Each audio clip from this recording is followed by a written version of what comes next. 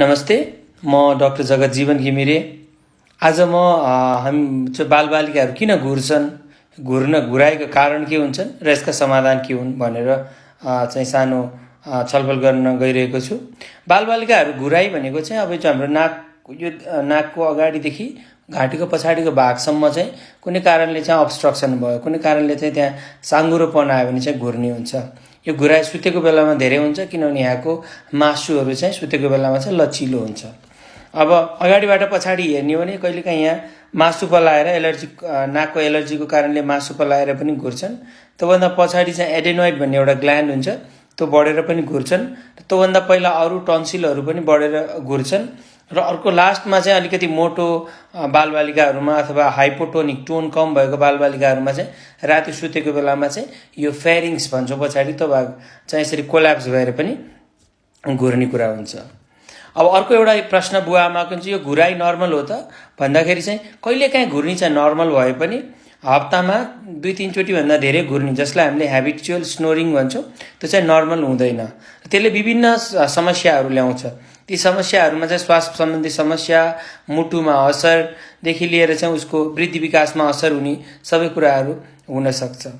अब यस्तो बालबालिकाहरूलाई के गर्ने त भन्दा एकचोटि जाँच गराउनु पर्ने हुन्छ। यसको नाकमा केही छ कि समस्या, घाँटीको पछाडि केही छ कि, कहिलेकाहीँ क्रानियोफेसियल भन्छौँ, यो जुन हुन्छ नि, यो तलपट्टिको यो चिउँडो अगाडिपट्टि आएको समस्याहरू छ कि, धेरै मोटो पो छ कि भनेर जाँच गर्नुपर्ने हुन्छ। अब यस्तो बच्चाहरूलाई चाहिँ अरू के जाँच गर्न सकिन्छ त भन्दा स्लिप स्टडी भन्छ। स्लिप स्टडी भनेको चाहिँ आवश्यकता अनुसार बच्चाहरूको चाहिँ निद्राको जाँच गर्नुपर्ने हुनसक्छ र त्यही अनुसार चाहिँ हामीले उपचार गर्नुपर्ने हुन्छ। धेरै जसो बच्चाहरूमा एडेनोइड बढेर यो घुराइ भएको हुन्छ। एडेनोइड बढेर हुने घुराइमा चाहिँ हामीले चाहिँ त्यो एडेनोइडको साइज कत्रो छ के छ हेरेर या त मेडिकल उपचार या त सर्जरी गर्नुपर्ने हुनसक्छ। मेडिकल उपचारमा चाहिँ नाकमा स्प्रे हाल्नुपर्ने हुन्छ भने र अरू के औषधि खानुपर्ने हुनसक्छ भने, सर्जरी साह्रै ठुलो छ र साह्रै अप्ठ्यारो गरेछ भने सर्जरी गर्नु हुनसक्छ।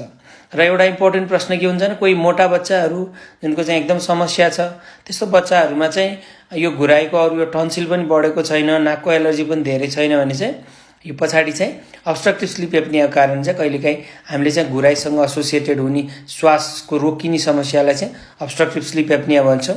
त्यस्तो छ भने चाहिँ हामीले कहिलेकाहीँ चाहिँ लामो समय चाहिँ सिप्याप, घरमै सिप्याप प्रयोग गर्नुपर्ने हुनसक्छ। त्यस कारणले बच्चाहरूले चाहिँ बार बार घुरिराखेछन्, सुत्न अप्ठ्यारो भइरहेको छ भने चाहिँ हजुरहरूले चाहिँ जाँच गराउनु चाहिँ उचित हुन्छ। हस् त, धन्यवाद।